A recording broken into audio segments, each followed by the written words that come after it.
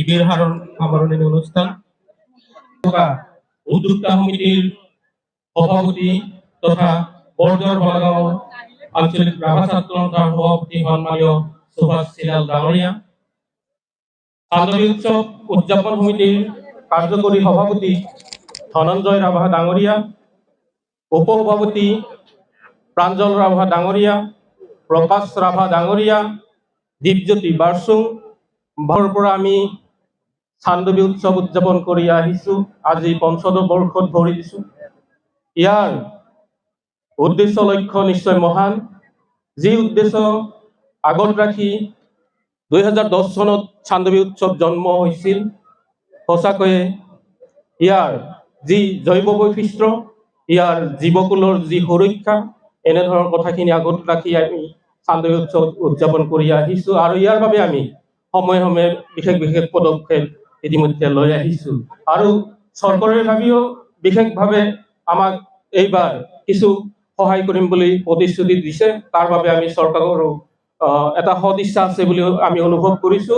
আমি আশা ৰাখিম পৰৱৰ্তী সময়ত চৰকাৰৰ লগত এক বুজাবুজিৰে এই উৎসৱখনক আৰু ইয়াতকৈ অধিক আমি ভাবা কল্পনাখিনিক বাস্তৱত ৰূপায়ণ কৰিব পাৰিম বুলি আশা আমি ৰাখিছো। সঁচাকৈয়ে এক অনন্য বাৰ্তা প্ৰদান কৰিছে। তাৰ বাবে মই সমূহ দৰ্শনাৰ্থীক মোৰ ফালৰ পৰা আন্তৰিক ধন্যবাদ দিছো। মই সাংবাদিক বন্ধুসকলকো ধন্যবাদ দিছো। তেখেতৰ জৰিয়তে আমাৰ এই উৎসৱৰ বাৰ্তা অসমৰ চুকে কোণে যাবলৈ সক্ষম হৈছে। তাৰ বাবে তেখেতসকলক মই ধন্যবাদ দিছো। আৰু যিসকল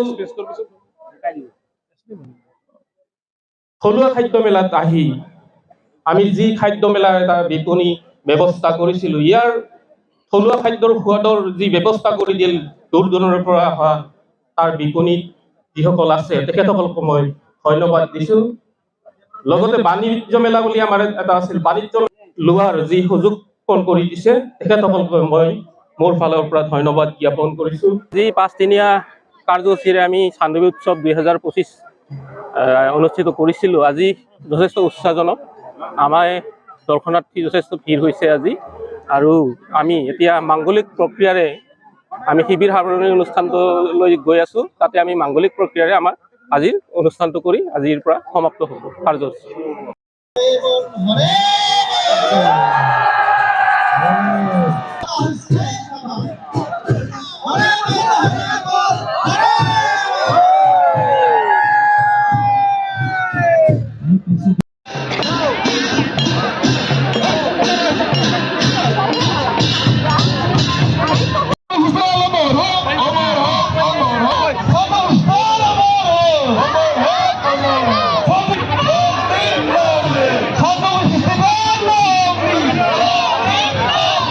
আমি সকলোৱে আঁঠুলৈ সেৱা ল'ম আৰু আপোনালোকে লাঙা বাবাক সেৱাৰ লগতে যি হৰিধুনী দিম, হৰে বল ক'ব, ভুৰি বল নহয়, হৰে বল।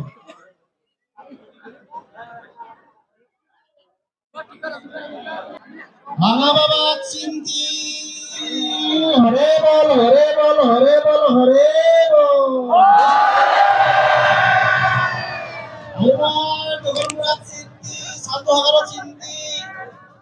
কামালপুৰাক চিন্তি হৰে বল, হৰে বল, হৰে বল।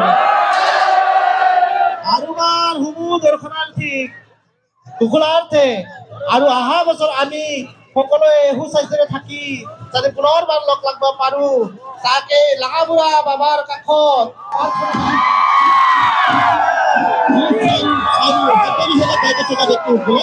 আমাৰ সামনে ছিল ৩০০ বজায় নিয়ে যাবে।